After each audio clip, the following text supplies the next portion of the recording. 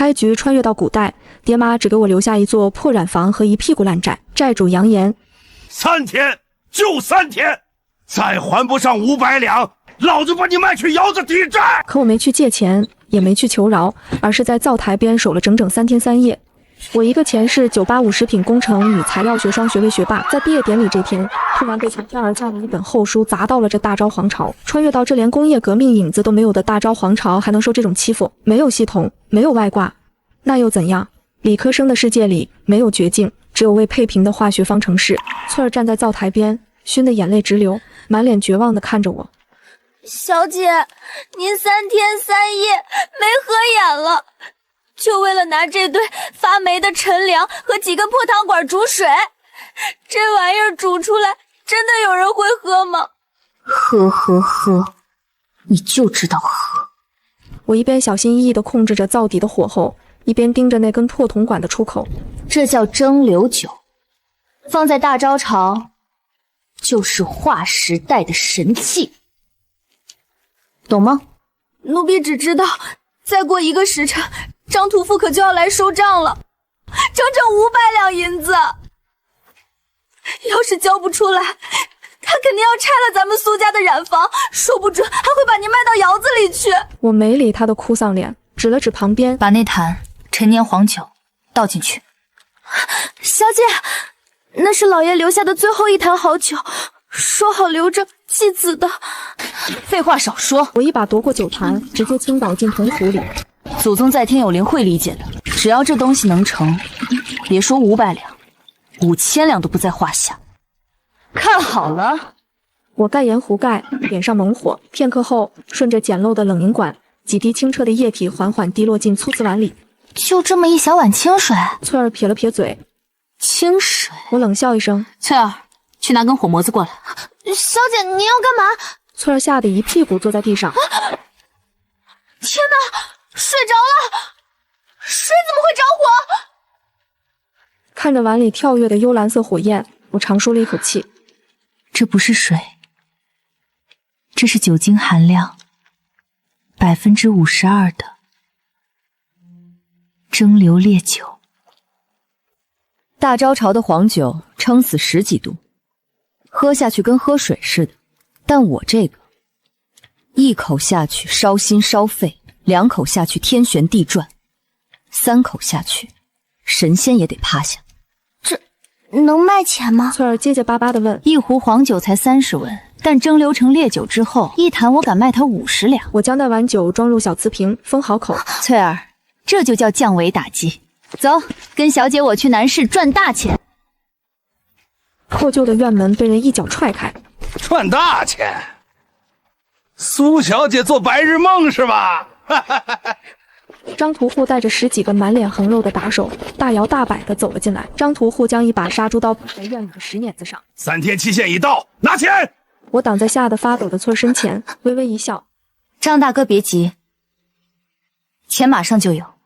老子打听清楚了，你家染房连颜料都买不起了，你拿什么还？张屠户凑近闻了闻，满脸鄙夷，还拿这坛臭黄酒？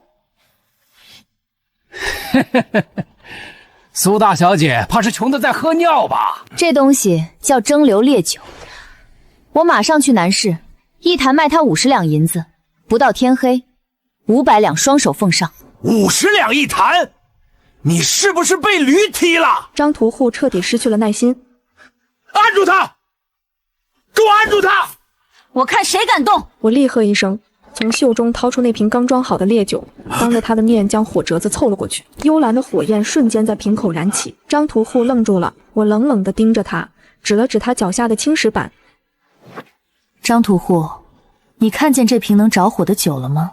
你再看看你脚底下，我刚才让翠儿倒了整整3坛在地上，我手里这根火镯子要是不小心掉下去。张屠户低头一看，地面果然湿漉漉的，散发着刺鼻的气味。他咽了口唾沫，脸色瞬间白了。别！苏大小姐，算你狠，我走！他连滚带爬的带着打手逃出了院子。看着他们跑远，翠儿腿一软瘫在地上。小姐，咱院子里什么时候有3坛烈酒了？我一脚踢开地上的水渍。3坛个屁！那是你早上刷地板剩下的洗衣水，能着火的就我手里这一小瓶，还不够泼他一脸的。那万一他真湿了呢？化学的本质就是表演学。我把火折子一收。行了，别愣着，必须把钱还上。走，去南市。南市是锦州城最繁华的商业街。我背着酒坛，带着翠儿刚走到街口，就看到前面排起了长龙，清一色的绫罗绸缎，全是城里的贵妇。翠儿踮起脚尖，怎么回事？在施粥啊？施个屁的粥！我皱起眉头，目光越过人群，落在前方那家叫沈家绸庄的铺子上，旁边竖着几块显眼的木牌，上面的字让我当场石化：充100两送50两，买1送1，限时秒杀，集满10个章换购限定款，分享3人立减20两。翠儿，你掐我一下。我喃喃道：小姐，您到底怎么了？我死死盯着那些木牌，集章换购，限时秒杀，分享立减。这他妈是大招皇朝能有的词汇，对面有人在玩我的套路。我挤进人群，刚好听到伙计在推销。这款花露水前调是清冽的索松，中调是柔婉的白兰，后调是微醺的龙涎香。前中后调，实锤了。这个世界混进来了另一个老乡，而且这个老乡营销手段比我更狠，直接把现代资本家的那一套搬到了古代。喂，哪来的乡下丫头？背的什么东西？一个珠光宝气的千金大小姐捂着鼻子，满眼嫌弃地看着我，一股子酒味儿，熏死本小姐了，还快滚！你说谁乡下丫头？翠儿气不过要上前，我拉住翠儿，没理那女人，因为我的注意力完全被另一样东西吸引了。柜台最里面那一排花露水是用琉璃瓶装的，准确的说是半透明的，带着气泡和杂质的劣质琉璃瓶，放在前市，这种东西免费送都没人要，但在这里，每一个琉璃瓶上都贴着一张小签，瓶身不单卖，随花露水赠送。我瞬间明白了，他根本不是在卖花露水，他是在用琉璃瓶当赠品绑定销售。这帮贵妇疯抢的是那个透明的，能看见里面液体的神奇瓶子。一个半透明的破琉璃瓶就能让这帮人趋之若鹜。如果我能烧出真正透明的、没有气泡的玻璃呢？此刻我脑子里像是有什么接通了。我缓缓退出人群，站在街边，看着那条排了半里地的长龙，忽然笑了。小姐，您怎么了？刚才不是还气得要打人吗？翠儿一脸茫然。翠儿，你觉得那家为什么那么多人排队？当然是因为他家的花露水啊！不，我指了指柜台上那排琉璃瓶，是瓶子。花露水用完就没了，但那个琉璃瓶，他们会摆在梳妆台上当宝贝。一个破烂琉璃瓶就能让全城贵妇排队抢购。我掂了掂背上的酒坛子，转身往回走。小姐，咱们不卖酒了吗？卖，但不是今天在这儿卖。这坛酒先留着。52度的蒸馏烈酒在这个时代仍然是独一无二的硬通货，以后无论是当本钱、送礼还是应急都用得上。但光靠卖酒永远只是小打小闹，酒喝完就没了，是消耗品。那您想卖什么？翠儿，去给我找城北最好的窑工，只要有足够的石英砂和苏念，我甚至可以烧出一样东西，让这整个大招潮为之疯狂。小姐，您到底想烧什么？我要烧玻璃。3天后，城北的废弃窑厂，翠儿捧着一块刚退火冷却的平板玻璃，手都在抖。小姐，这是什么东西？透明的，像水一样，但是硬的。我能看见对面的墙。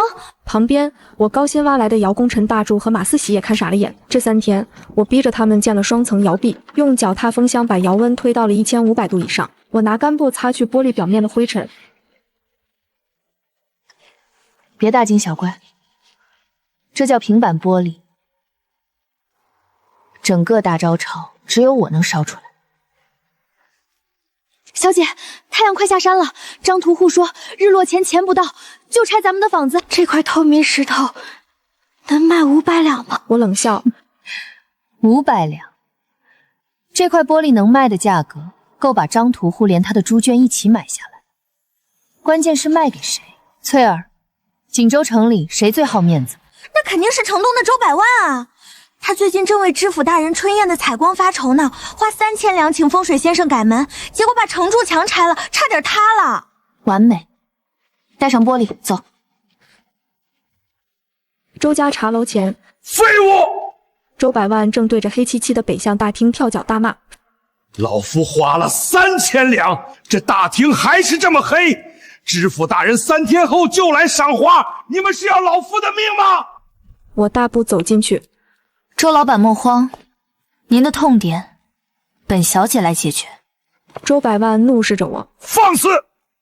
你一个快破产的染布丫头，跑老夫这里发什么疯？我懒得废话，直接让大柱把那块玻璃竖在他面前。这叫玻璃，透光如水，坚硬如石，挡风遮雨，一丝冷气也透不进来。我把它镶进你的北墙窗过里，阳光直接穿透进来，整间大厅亮如白昼。周百万和他的工匠都愣住了。一派胡言！世上哪有透明的石头？是不是胡言乱语？试一试便知。我跟您打个赌，就镶一扇窗，如果还是暗的，我倒赔您500两；如果亮如白昼，您花3000两，把整间大厅的窗户全换成我的玻璃。周百万咬了咬牙，好，老夫就跟你赌这一把。大柱，上回家。行。就油纸被粗暴的撕下，透明的玻璃稳稳嵌入窗框。那一瞬间，午后的日光毫无阻碍地穿透玻璃，一道明亮的光柱犹如利剑般直射入大厅地面。原本阴暗如地窖的北墙瞬间亮了，全场死寂。周百万颤抖着伸出手，摸了摸平整冰凉的玻璃，感受着上面没有一丝冷风透入。周百万扑通一声差点跪下，满脸通红。苏小姐，不，苏大师，这是仙家法器呀！3000两，不，5000两，全厅上下所有窗户立刻全换。来人，去账房提5000两白银。看着白花花的银票递到手里，我嘴角勾起一抹冷笑。我把银票揣进怀里。换窗没问题，不过得等我半个时辰。苏大师有急事？我拍了拍手上的灰尘。有几只苍蝇要来拆我的染坊，我去送点买路钱。张屠户拿到那500两银子的时候，手都是抖的。我没多废话，只让他以后别在城西这条街出现，便转头回了周家茶楼。3天后，知府大人的春宴如期举行。那晚的盛况，翠儿回来跟我描述了足足半个时辰。知府大人本以为要在黑灯瞎火里赏花，结果一抬头，月光毫无阻碍地穿透16扇晶莹剔透的玻璃窗，洒满整个大厅。在座的锦州名流第一次在封闭的室内看见了完整的月亮。周百万赚足了面子，而我赚足了名声。第二天一早，苏氏染坊的门槛差点被城里的达官贵人踩破。小姐，这阵仗是不是搞太大了？咱们这几天加班加点，也就烧了3窑玻璃板，总共不到50块，不够卖啊！不够卖就对了，这叫饥饿营销。南市那个卖花露水的玩集章换购，玩的是用户粘性；咱们卖玻璃，玩的是稀缺性和身份象征。全锦州只有3家装了苏式玻璃窗，你品品这句话的分量。正说着，人群突然分开一条道，一个穿着月白锦袍、摇着折扇的年轻公子走了进来。他长着一张极具欺骗性的俊脸，笑得像织成了精的狐狸。苏大师，久仰。他合上折扇，微微拱手。在下沈彦州，沈家绸庄的不孝大少爷。我眯起眼睛，沈彦州就是那个搞冲100送50，限时秒杀的同行。哦，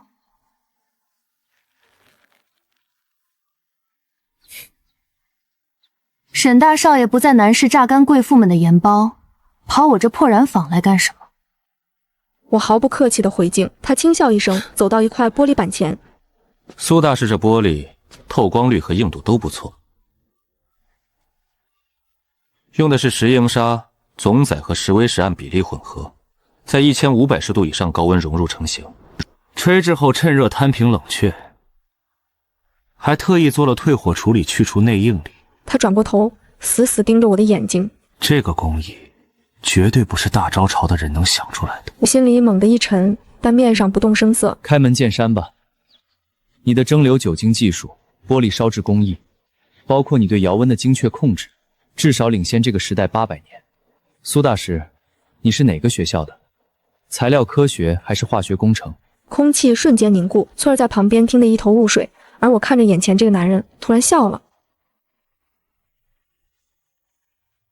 既然你不说，我先自报家门。前世商学院硕士，辅修法学，集章换购是我抄的瑞幸模式，限时秒杀是拼多多的变体。至于充值返现，那个确实有点缺德。你倒是坦诚，前世985，食品工程加材料科学双学位，苏念青，主攻高分子材料与玻璃工艺。幸会。所以老乡，我要合作。合作？我出5万两白银，买断你玻璃窑炉的量产基础纸。你现在全靠人力脚踏风俗，效率太低。你给我打工，我分你干股。他一副资本家施舍的嘴脸。5万两打工？沈彦舟，你是不是对材料工业有什么误解？你搞日化来钱快，因为女人的钱好赚。但在这个连窗户都用纸糊的时代，真正能改天缓地的是材料科学。我能烧玻璃，明天我就能造出望远镜。你知道望远镜对古代军方意味着什么吗？你以为我跟你玩商业竞争？不，我要的是产业革命。沈彦舟眼中的轻视消失了，取而代之的是一抹狂热。我们合伙，我出钱出渠道，你出技术。不过既然结盟了，咱们就玩把大的。你的饥饿经销还不够狠，我要加码。怎么加？配货。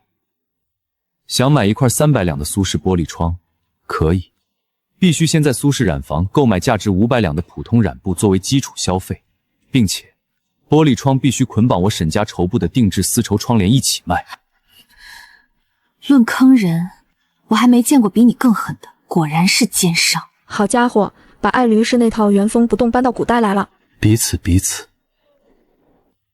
二人对视，心照不宣地笑了笑。于是大招潮历史上最不要脸的配货制诞生了。那些平日里抠门的土财主，为了拿到一个买玻璃的名额，竟然为了抢购我仓库里积压的破烂染布打得头破血流。短短几天，光是配货的定金，我们就狂揽了2万多两白银。但这块巨大的蛋糕终于惹红了别人的眼。天，我正在盘账，院门外突然传来一阵喧哗。沈彦舟他爹，锦州商会会长沈万通，带着一群人凶神恶煞地冲了进来。什么？苏念青，你一个黄毛丫头搞歪门邪道，用几块破石头忽悠人，今天老夫就要当众揭穿你的骗局！沈万通指着我的鼻子大骂，我瞥了一眼站在人群后方正冲我挤眉弄眼的沈彦舟，心里翻了个白眼，这副呲呲笑的戏码还得我来配合。沈会长，饭可以乱吃，话不能乱讲。老夫不跟你废话，来人！几个壮汉抬着一把30斤重的铁锤走上前来。你不是说你的玻璃坚硬如石吗？有本事让老夫砸一块，要是碎了，你立刻关门大吉，滚出锦州！围观的百姓倒吸一口凉气，30斤的铁锤，别说玻璃，青石板也能砸裂。爹，杀鸡焉用钝刀，用那把15斤的小铁锤就够了。他的玻璃要是连15斤都扛不住，那才丢人呢。好，听我儿子的，15斤铁锤！壮汉抡起铁锤，狠狠砸在一块悬空的玻璃板上。一声巨响过后，全场死寂。那块厚度仅有3分的玻璃，连一条裂纹都没有。怎么可能？沈万通眼珠子都快瞪出来了。我弹了弹衣服上的灰尘，轻描淡写地说：“沈会长，承让了。普通玻璃骤冷成型，内部应力不均，确实一碰就碎。但我这玻璃经过了8个时辰缓慢降温电火处理，韧性是普通玻璃的3倍。从今天起，锦州城的窗户，我苏氏染坊说了算。”沈万通灰溜溜地走了。我拿着新赚来的3万两银子，直接砸给了大柱和四喜。去城外5里河买下那座废弃的水磨铺，给我建水力鼓风高炉。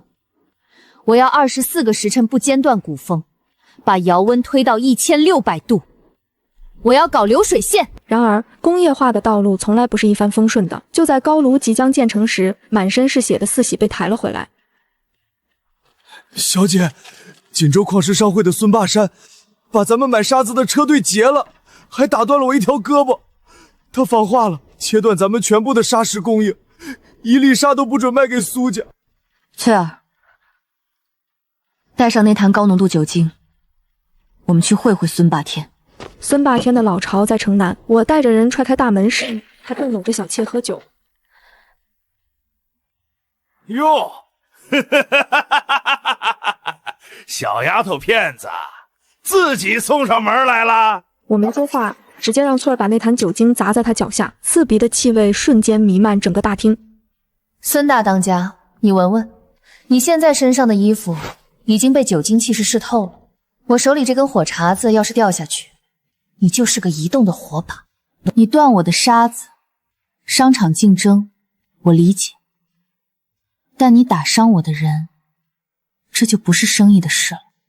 除了你手里的矿，城北是不是还有座废弃的白龙岭沙矿？是又怎样？那里山路陡峭，牛车根本上不去，你就算买下来，也运不出一粒沙子。谢谢你的情报，从间起，你那些低品位的破沙矿，白送我都不要了。我带着人直奔白龙岭，看着几乎60度倾斜的陡峭山路，翠儿绝望了。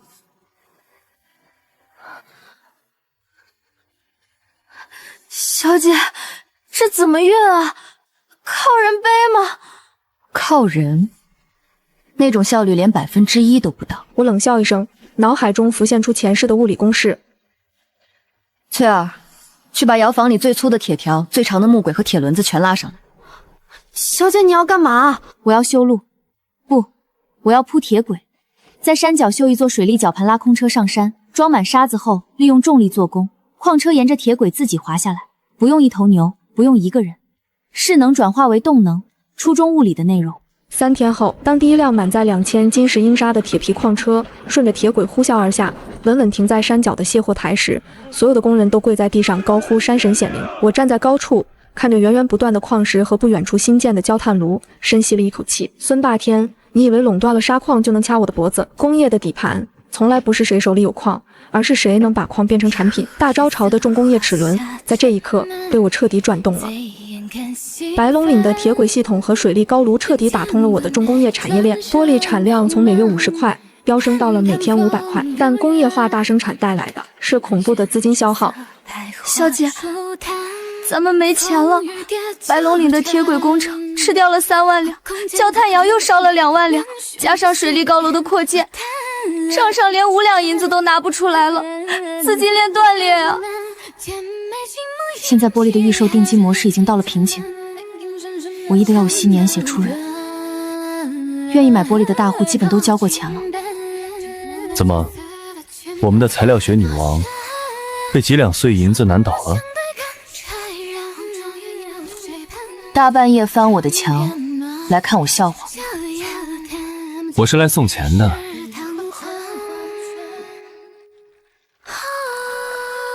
听说你搞出了铁轨运输系统，把白龙岭彻底盘活了。消息够灵通，沙子不缺，缺流动资金，借我10万两。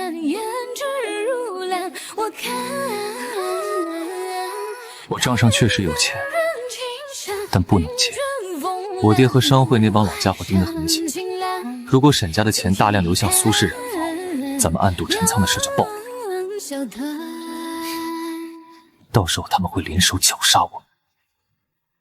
那你说怎么办？搞材料科学你是专家，但玩金融你得听我的。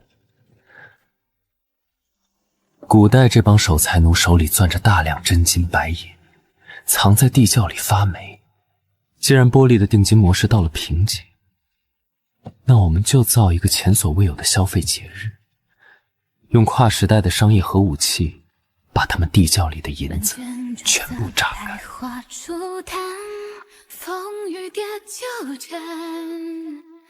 造节？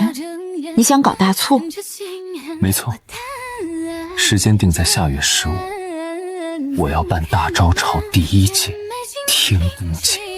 规则我都想好，第一，定金膨胀，提前10天交定金，10两银子抵20两用。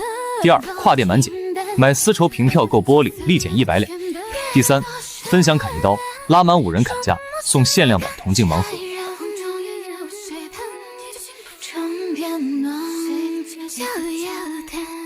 这个定金膨胀是核心，只要定金收上来，我们的资金池瞬间就满了，这等于无息借贷，用客户的钱来扩大产能。聪明，但要引爆全城的情绪，还需要一个极其震撼的开幕仪式。我需要你在城中心广场造一个能吸引全城人目光的东西。震撼，没问题，交给我。半个月后，天宫节如期而至，整个锦州城彻底疯了，满城定金膨胀，砍一刀。那个穷书生买到了玻璃窗，娶到了白富美。夫人，不能再交定金了，家里的现银都被你搬空了。你懂个屁！10两抵20两，我绝不能输给刘太太。街头巷尾，所有人都在疯狂地掏钱。仅仅10天时间，光是收定金，我们就收了整整150万两白银，资金链瞬间爆炸式充裕。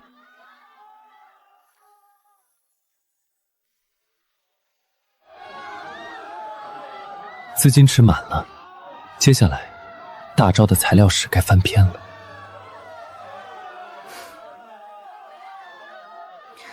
玻璃窗太初级了，我要造镜子，能照清每一根眉毛的银镜，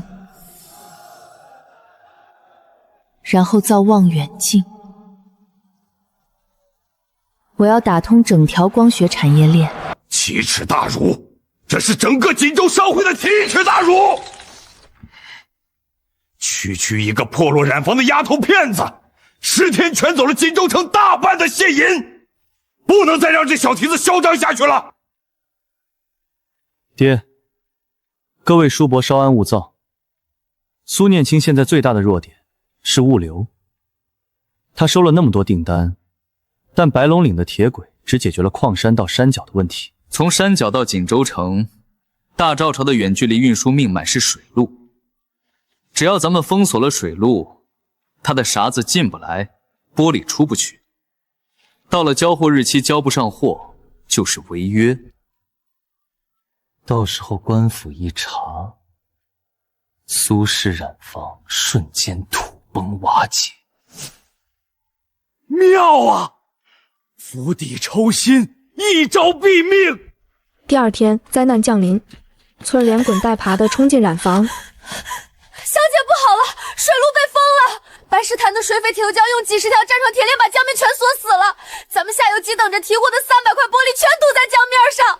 而且知府衙门下了令，说咱们白龙岭的铁轨侵占官道，即日起封路整顿。我手里的炭笔啪的断成2截，水路封死，陆路切断，这是要把我往死里逼。铁头蛟放话，苏家的船想过去，交9成过路费，否则连人带货沉江。熟悉的声音从门外传来，沈彦洲走进来，脸上没有半点愧疚。消息挺快啊，合伙人。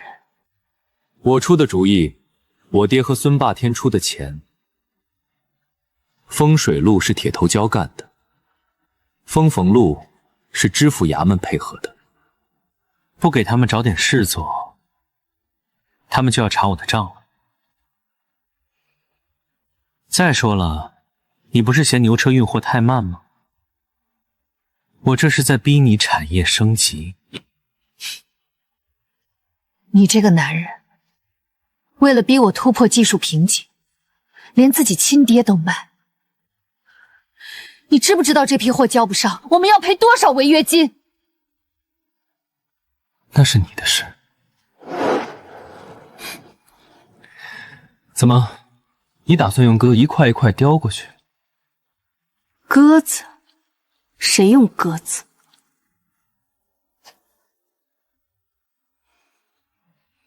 翠儿，去把我之前画的那张图纸拿出来，那张标注了“疯狂”2个字的。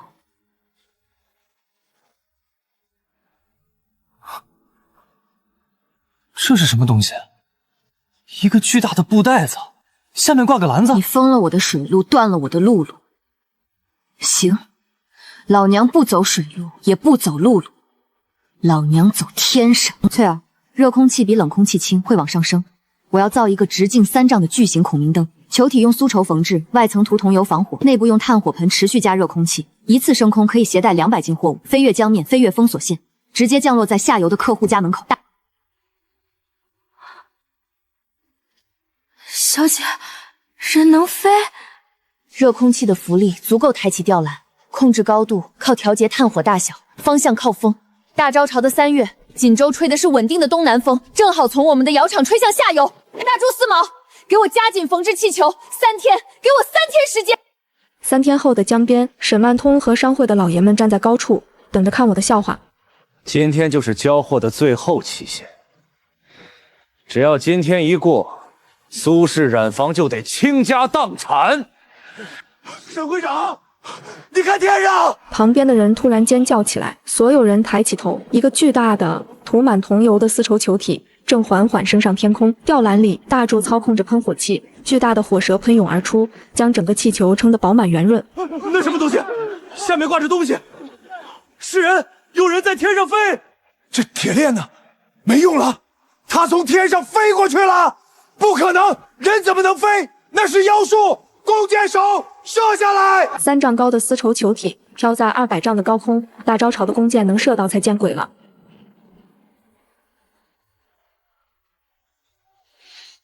翠儿，第2波货物准备好了没有？好了，20箱玻璃板全部打包完毕。点火，升空。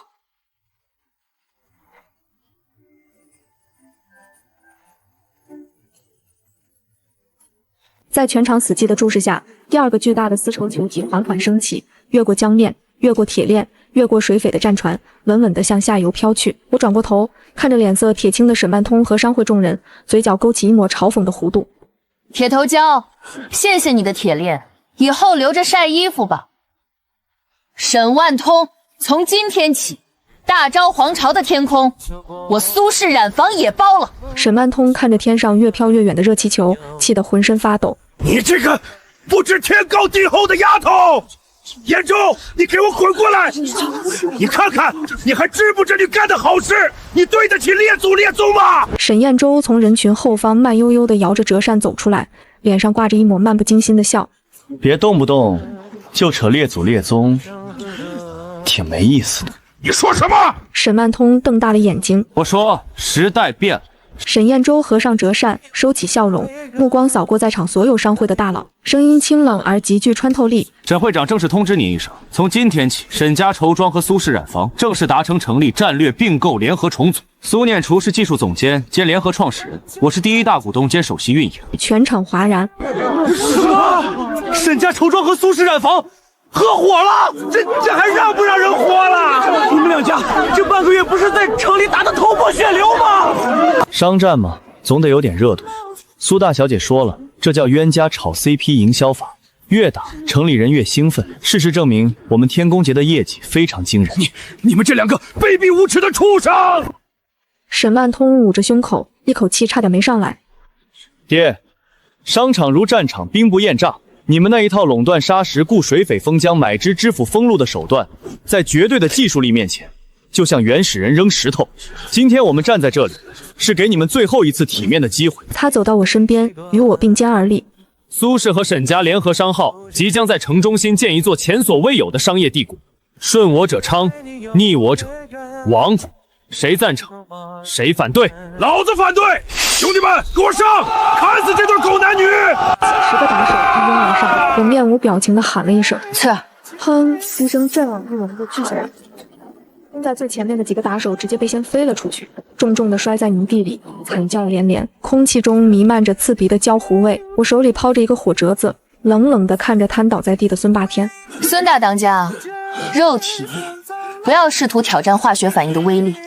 沈会长，现在还有人反对吗？可以啊，刚才那句“顺我者昌，逆我者亡”，比我这瓶类似的蒸馏烈酒还炸。基本操作。行了，别耍帅了，我们的资金池满得快溢出来了，必须赶紧把那个东西建起来。放心，图纸早画好了。沈彦州眼中闪烁着狂热的光芒，我要让这帮古代人知道，什么叫做真正的建筑奇迹。3个月后，锦州城中心，一座不需要砖头、不需要木头、全凭钢铁骨架和透明玻璃搭建的庞然大物拔地而起。大招水晶宫。白天，阳光倾泻而入，整座建筑内部亮如白昼。夜晚，点亮千百盏琉璃灯后，从外面看去，它就像一颗巨大的水晶，通体剔透，璀璨夺目。1层走平价，下沉市场靠走量。2层男性消费专区，定制丝绸，高端香露。3层就交给你这个商业鬼臣了。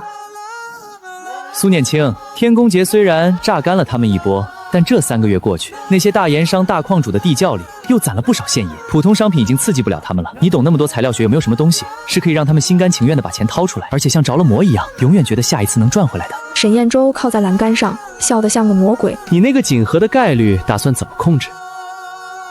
控制？不需要控制，概率这东西本身就是最完美的杀猪刀。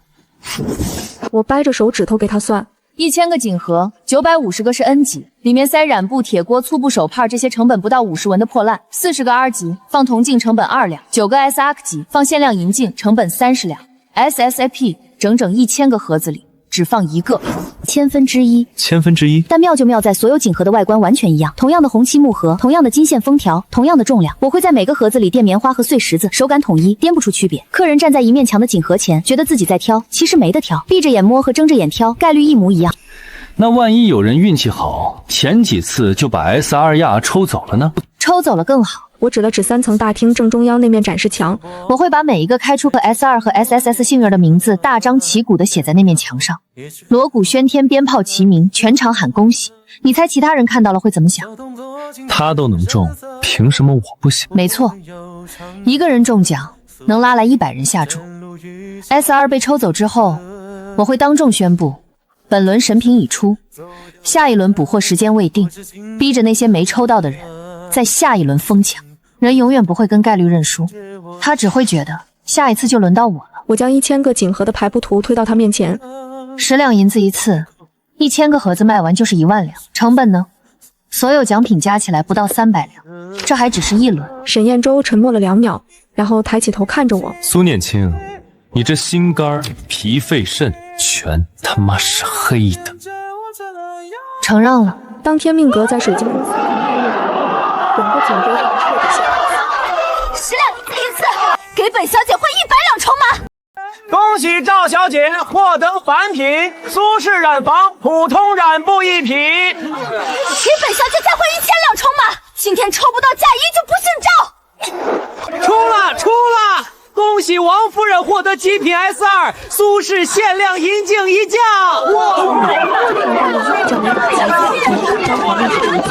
商业武器，整整3天。当菜把最终的账本递给我时，他的手抖得像筛糠一样。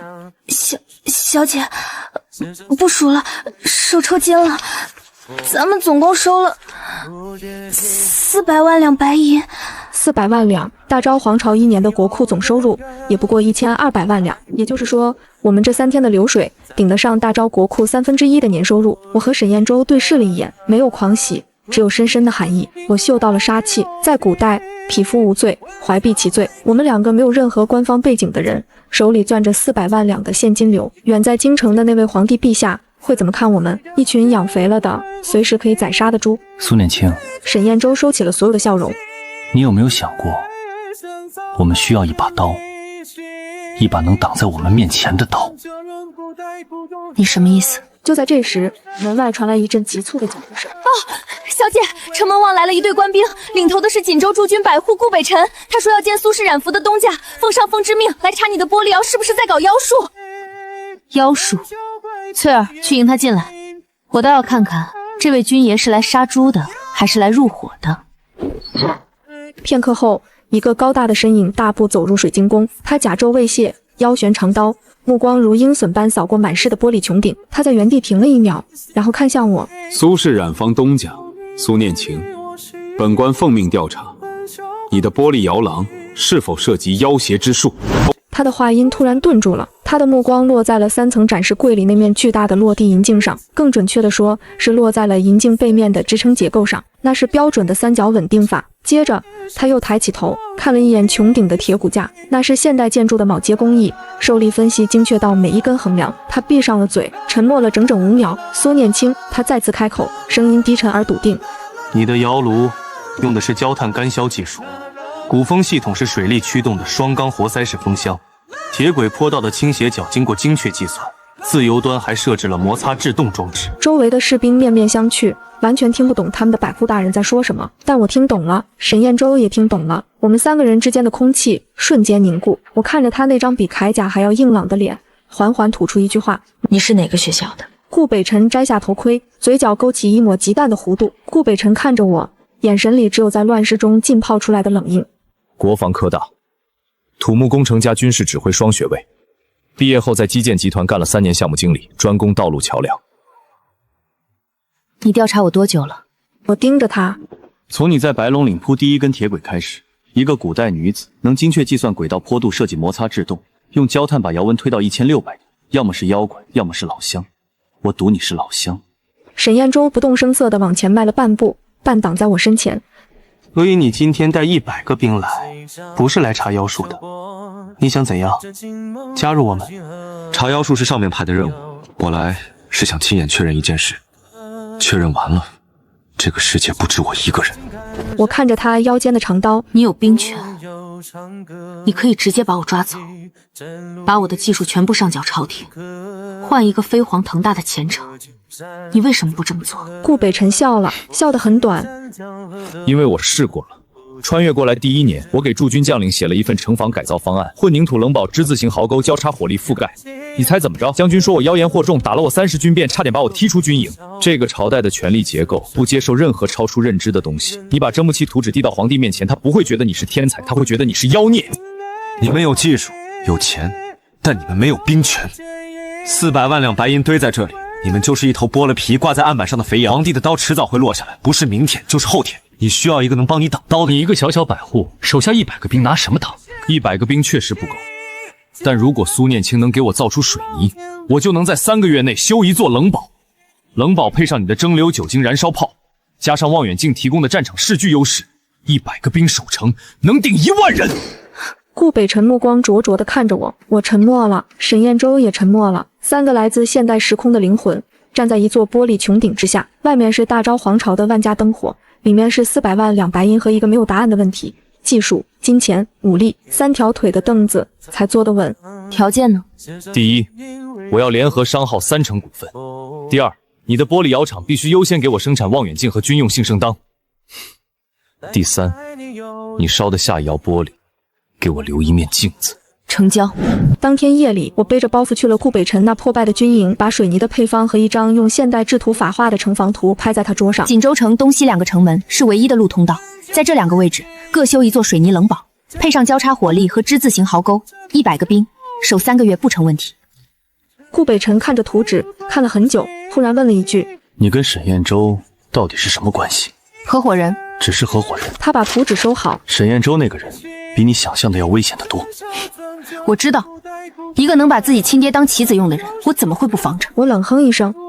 如果有一天他的危险对你没用了，你记得来找我。顾北辰没头没尾地甩下一句话，我没理他，直接回了城。但我没想到顾北辰的警告应验的这么快。第3天清晨，翠儿急疯了般冲进我的房间。小姐，出事了，米价涨了，一夜之间从每时300文涨到了800文。城里传言说南方大旱，草运断粮，老百姓都在疯抢。消息从哪儿传出来的？是沈家筹赚的粮铺最先涨的价。我心里咯噔一下，上个月建水晶宫和铺铁轨花光了大部分现银，如果米价继续涨，工人吃不上饭，我的工业链就得停摆。我一脚踹开沈彦舟书房的门时，他正在慢条斯理地喝茶。我强压着怒火：你在囤粮？何止囤粮，我3个月前就开始布局了，暗中收购了锦州周边7成以上的粮食，然后放出假消息，制造恐慌，拉高粮价。我只需要它高3天，3天之内恐慌会蔓延，所有大户都会跪着来股份，到那时想活命，拿田产和矿山入股联合商号。我浑身发冷，不可置信地看着他。粮食是命根子，万一有人扛不住恐慌去抢粮呢？不会出差错。概率学和博弈论我比你懂。你用概率学算过人命吗？我一掌拍在桌上，茶杯震碎，他咬着牙水流了一地。朝廷的刀就在头顶。我知道，但不能用这种方式，顺势而为。明天，苏氏染坊宣布以平价向全城供应口粮，粮食从你仓库里出，一文不赚。你让我把囤粮的钱打水漂！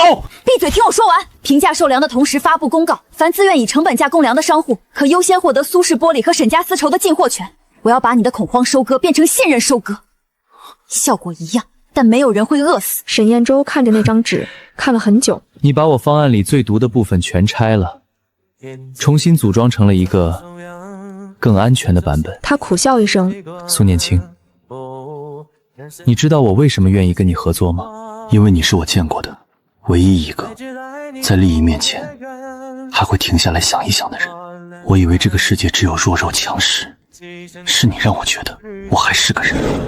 3天后，平价售粮计划大获成功，粮价平稳回落，老百姓对联合商号感恩戴德。17家大商户主动带资入股，联合商号的资产规模没有流一滴血，直接膨胀到了800万两。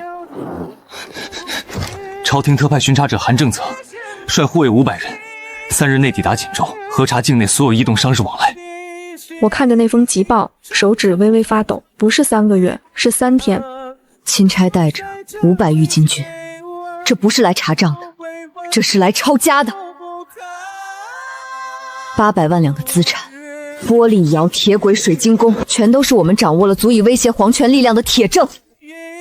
沈彦舟脸色惨白，已经在吩咐手下抄账本。3天时间，苏念青。顾北辰握紧了刀柄，眼中透着决绝。我闭上眼睛。你打算怎么办？逃吗？逃？我好不容易在这个落后的时代点燃了工业的火种，好不容易建立起属于我的商业帝国，逃到荒山野岭去当野人吗？不逃。翠儿，去把3楼天命阁的那面落地银镜搬下来。大柱，把所有的煤气加满燃料。四喜，去通知窑厂，把最新烧制的那批高透光玻璃全给我运到城门口。小姐，你要干什么？那可是500御为军啊！你要跟朝廷正面刚？不，我要跟朝廷谈生意。我要让那位钦差大人，我要让他亲眼看看这大招朝的未来到底应该是什么样子。如果谈得拢，我送大招一个盛世。我走到门前，推开沉重的木门，看着外面风雨欲来的天空。如果谈不拢，老乡们，这局牌我们就掀桌子重来。